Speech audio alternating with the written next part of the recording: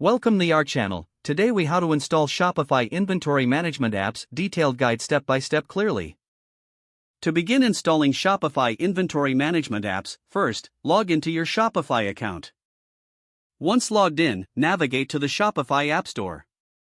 You can find the App Store by clicking on the Apps tab in the left sidebar.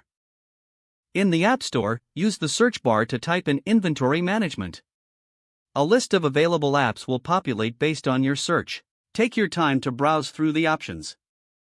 Read the descriptions and user reviews to understand each app's features. When you find an app that meets your needs, click on it to view more details.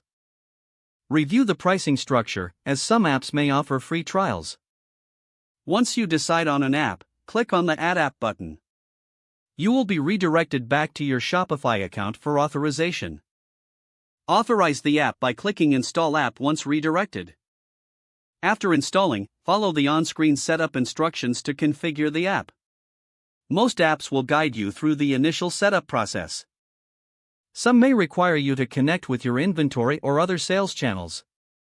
Be sure to input any necessary information, such as product details and stock levels.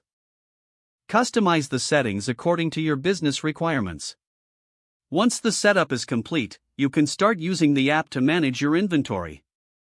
Monitor its performance and make adjustments as necessary for optimal usage. If you encounter any issues, consult the app's support section or user guides. With the right app in place, you will streamline your inventory management process. Enjoy the benefits that come with efficient inventory tracking and management.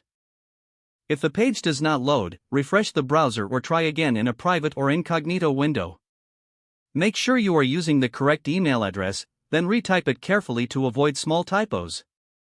If your password is not accepted, use the reset option and create a new strong password you can remember.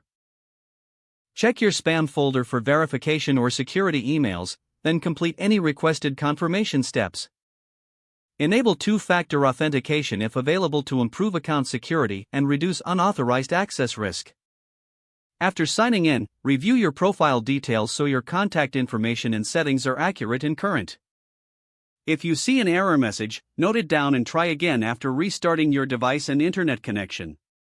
Don't forget to like this video and subscribe to our channel for more step-by-step tech guides.